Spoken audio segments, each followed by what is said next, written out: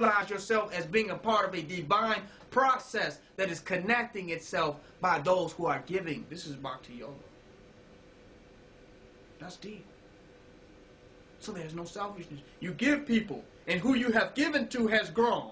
And when they grow and develop, then they give back to you, and you grow. And it is a reciprocal process, an exchange of positive energy to develop the totality of the community simultaneously.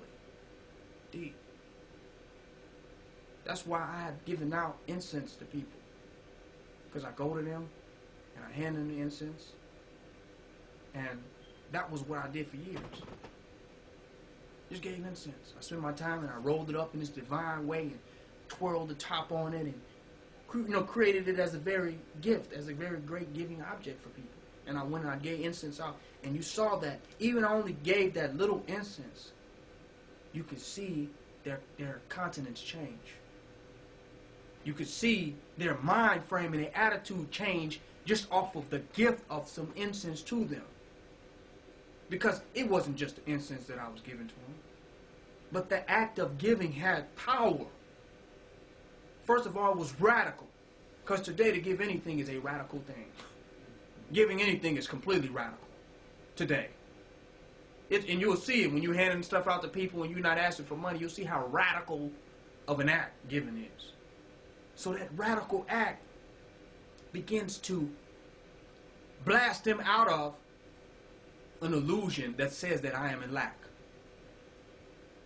And that I need millions of dollars to be happy.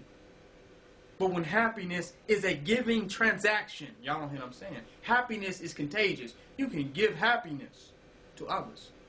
Is this right? Happiness can be given to others. So you got these people walking around in lack saying, well, when I get $1 million, then I can save the people. When I get $1,000, then I can be happy. When I get $100, then I can have this, I can do this. But then I go as this very humble individual with $5 and take my last $5 and get this incense and just go give it out to people and produce happiness in the lives for others for $5. I have already challenged the essence of their matrix of what you can be happy about and if you can be happy. Y'all don't hear what I'm saying? They worried about their bills, they this, they that, they others. All this shit is made up. It is a made up concern. And they don't know that just the mere kindness on towards others is all the energy that is needed. They want to pay their bills to be accepted. I'm a bill payer. I work here. This is my career. And sometimes they don't receive the acceptance that they want to, and they say, well, you know, I don't know who I am. Because I did all this and I don't feel gratified. I got this job and this career. This doesn't even feel like me. After all that, they are very disappointed with their life. When what they wanted from people, they didn't know that all they had to do was give it.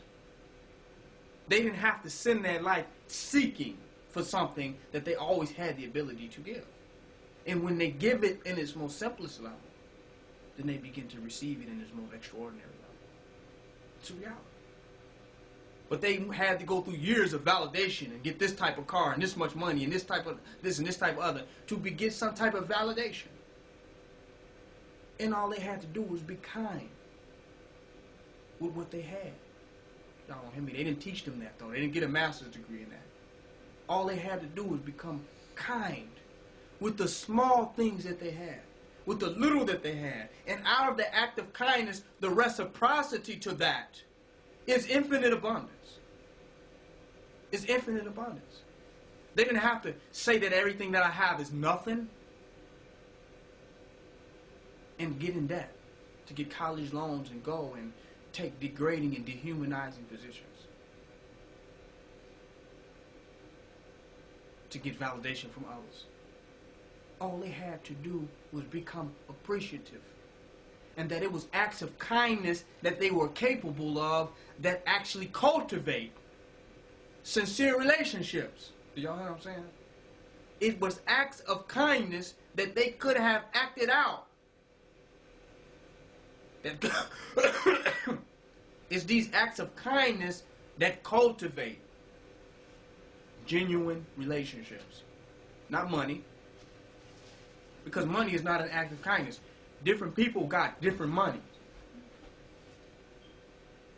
If you get on a bus, you trying to get on a bus and get home, you don't have any money.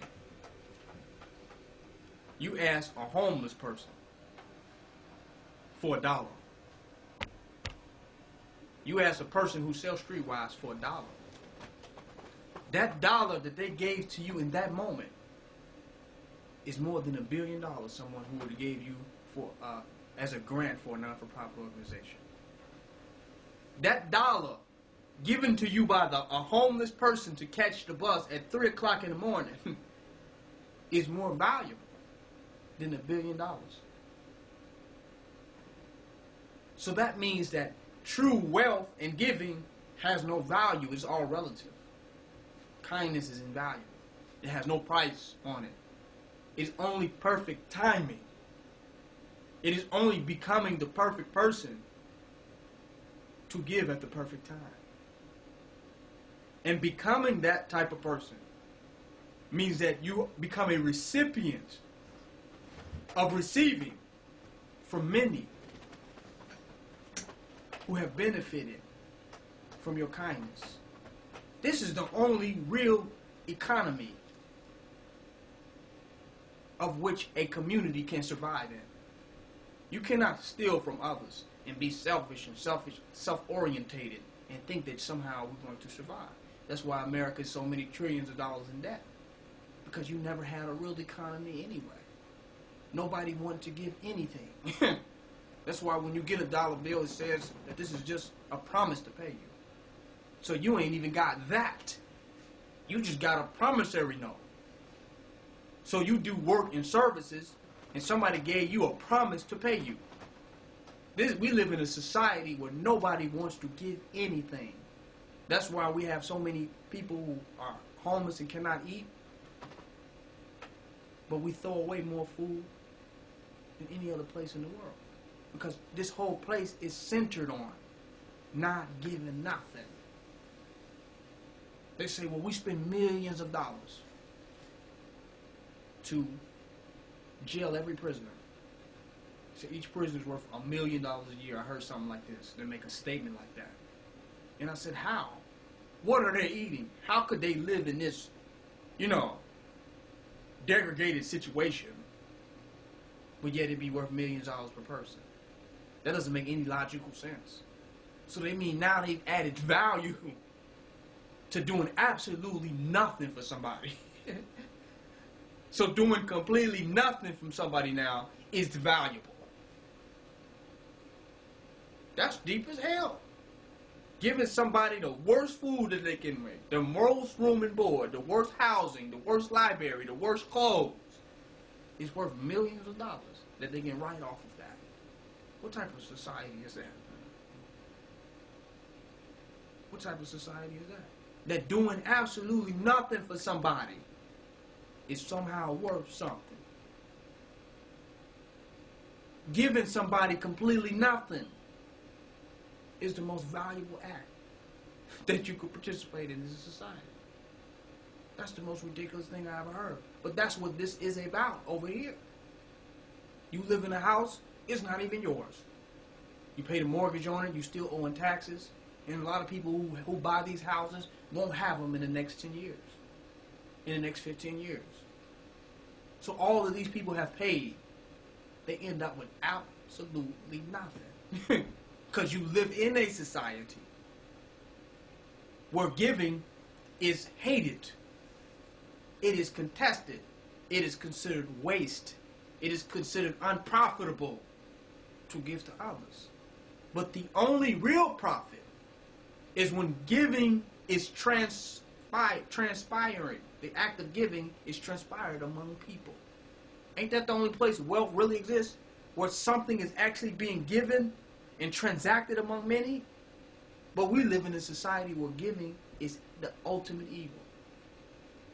You give somebody something, they will sit and ask you for 10 minutes, why have you given me this? if you give them some money, they will take that, and that's just a promise